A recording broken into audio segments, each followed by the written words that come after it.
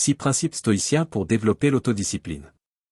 Dans un monde saturé de distractions, l'autodiscipline devient une ressource précieuse. Pourtant, bien avant l'ère numérique, les stoïciens avaient déjà formulé des règles intemporelles pour vivre avec rigueur et lucidité. Voici 6 principes stoïciens qui vous aideront à développer une autodiscipline solide et durable. 1. Distinguer ce qui dépend de nous et ce qui ne dépend pas de nous. C'est le fondement de toute pensée stoïcienne. Épictète, l'un des grands maîtres du stoïcisme, affirmait que la sérénité vient de la capacité à faire cette distinction. Nos pensées, nos jugements et nos actions dépendent de nous. Le reste, le passé, l'opinion des autres, les événements extérieurs, ne dépend pas de nous.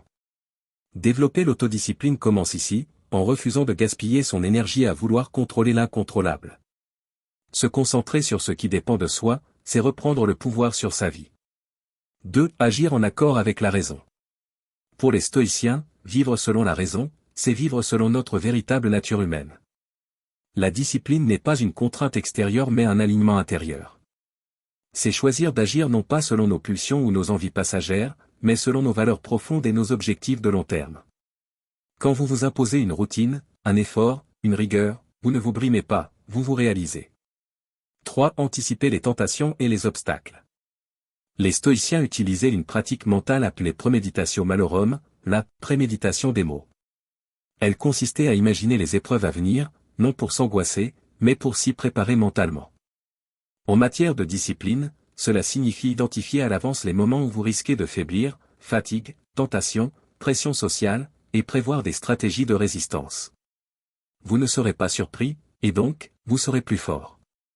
4. Pratiquer la tempérance au quotidien. La tempérance est l'une des 4 grandes vertus stoïciennes. Elle invite à éviter les excès, à rechercher la modération dans tous les domaines, nourriture, émotions, travail, loisirs. L'autodiscipline durable n'est pas fondée sur la répression, mais sur l'équilibre. Mieux vaut adopter une petite habitude quotidienne bien tenue qu'un effort extrême suivi d'un abandon total. La rigueur modérée triomphe toujours de l'enthousiasme sans constance. 5. Se rappeler que le temps est compté. Memento mori, souviens-toi que tu vas mourir. Cette maxime stoïcienne n'est pas morbide, elle est libératrice.